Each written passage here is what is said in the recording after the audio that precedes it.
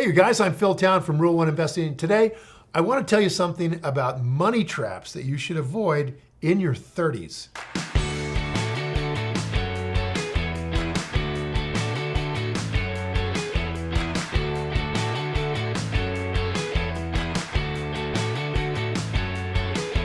So getting to middle adulthood, it's really a major shift in priorities that happens right there. Once you stop needing to count the days to your next paycheck, you're starting to make a little more money, it's time to start really planning out your financial future. Really easy to avoid doing this because you've never had to do it before in your life, because what was the point, right? You're eating, hand to mouth. But now, not so much hand to mouth. There are so many things that get in the way of doing that, and you may not even realize it. So let's talk about some of these. Now that you have like a better income, right? Don't let social obligations strip it away. There are 6 money traps that you should avoid at all costs.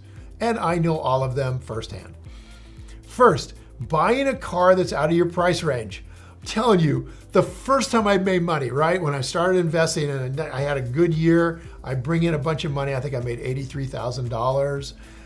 I went straight out and bought a Jag. I mean, come on. I've been in Volkswagens, Harleys. I bought a Jag.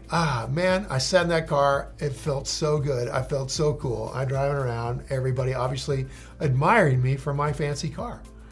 And that lasted about 2 weeks. And then I figured out, nobody really cares at all. So don't buy a fancy car to impress people you don't like or don't know just because you can. People don't care. You need transportation, but there's so much variability in price that you have to spend wisely. So new cars can be one of the biggest money pits a person can get stuck in. Look, I like to buy new cars. I lease nice cars, fair enough, but I'm also wealthy. So don't do that when you're back in your 30s and you want to build up financial freedom. It's just going to be something that gets in the way. A car fresh from the manufacturer loses about 30% of your value of that car in the first year and half of it by the end of 3 years. And it's still a good car, right? Now, by comparison, if you buy a really solid vehicle that's a few years old, 3 maybe, at about half price, and you keep it in good condition, you're gonna have, a much lower payment, right?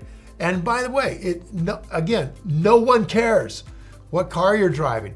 I mean, go buy a 3-year-old, you want a fancy car? Go buy a 3-year-old GL 450. It'll be about half of what the car was new, which was about 81,000 bucks. You can buy them for 40, and they're still as good as the day they got them. But usually those people are taking great care of them, and now you're riding around in a GL 450. You wanna know what else? It looks exactly like a 2018 GL 450. So learning to protect and enjoy what we already have will make it a lot easier to set aside more income for investing. Second, buying a home that's too expensive for you. Been there, done that. Owning a home that increases in value is a really good practical expense, but there's a point of diminishing returns. When you are funneling every dime you have into a mortgage on a home that you can't really afford, then you have no money left for emergencies, you have no money left for investing, you have no money left, period, and the strain on you, your marriage, everything can be brutal. A monthly payment that you can barely manage can place an enormous weight on your budget for 30 years on average. Instead, might be a better idea to keep an eye on a local market and buy when you can get a home in a good neighborhood for a moderate price that you can handle. Okay? In other words, put some time into really looking for a Rule 1 bargain on a house. People get into trouble financially, right? The people who just can't afford that really nice house, they might get it into foreclosure. You might be able to buy that house really cheaply. Look for houses on the edge of a really improving neighborhood. Those houses in a few years are going to be in the middle of a great neighborhood. Look for homes that are on the edge of something that's getting better. Go find yourself something on sale. Now, third, spending too much going out. Oh, we all do this. Although paying for a house and a car, those are the biggest hits to monthly income, you would be shocked by the effect the little expenses can have. Dining out, right? Restaurants used to mean, go down to the cheap pizza joint on the corner when you're a student, right? Or run over to Chipotle. So now that you have more discretionary income, you're thinking about stepping it up a little. but it doesn't mean you have to or that you should. Okay, right, everybody wants a little entertainment now and then, but you should still budget for it. Give yourself a little room to spend on the things you really want to do, that's great, but keep it under control. And you'll enjoy going out and doing that thing you really want to do all the more for the effort to keep it in your budget.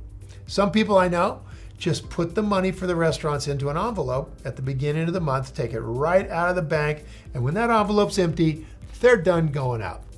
Next, having an expensive significant other. Believe me, I've had it both ways. So even if you are, and right now I'm married to the most magnificent person on the planet, so I have been in the other place. So it's not fun. Even if you're master of your own money, other people may have a habit of getting in the way of your financial plans in a big, powerful way. Failing to communicate about how you're working your spending habits with your significant other is a major cause of relationship trouble for married couples and committed couples. So if you're dating or you're just getting into a long-term relationship, take the advice here from Uncle Phil, all right? It is very tempting to blow up your budget with gifts and entertainment and travel, and what happens is you start to convince this significant person in your life that that's your lifestyle. So then you'll be really surprised, huh? If you get married to them and that ain't your lifestyle, you're back to the pizza parlor, that can create problems. So don't let too many weekend getaways take away your ability to demonstrate who you really are going to be in your future. Guys, you know you do this. So make your expectations really clear from the start. Live your lifestyle with the person you expect to live your lifestyle with. And don't fake it, you bunch of fakers. And you're going to avoid a lot of fights over money in the years to come. Fifth, paying a fortune in credit card bills. There's no reason to do that. That's the reason so many people think credit card debt is the worst debt ever. That's because it is, and so many people are stuck in it. Credit cards are definitely easy to access these days, even if you don't have a solid income or good credit. They love to have you jump in there, you subprime borrowers. This means that you might have a few monsters lurking in your wallet from your college days with interest rates higher than you can get with really good investing. Don't do that. Every time you spend money on a credit card and you don't pay it back at the end of the grace period, you are paying with your investment capital for the convenience of spending money. It can be very tempting to open a new credit card once you max the other ones out. I have done this. And all the while, more of your budget gets eaten up with interest payments. It's a dangerous game. You better not play it. There's an easy way to stop the cycle. Just keep your budget less than your income, and stick to it. And don't open new credit cards. All right, finally, not investing. Huge mistake. Although some people are putting a lot of emphasis on short-term investment gains, getting to your goal of financial freedom is not a sprint, it's a marathon.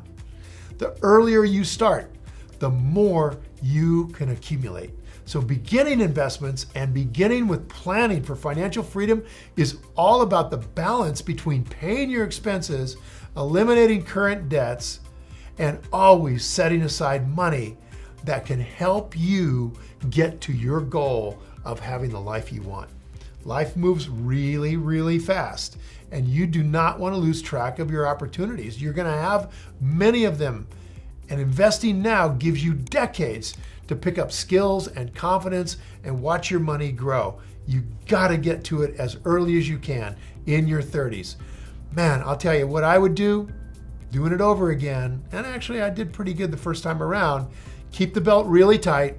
Always pay yourself 10% of your income first and live on the rest of it, including taxes. 10% every single paycheck goes into your investing portfolio.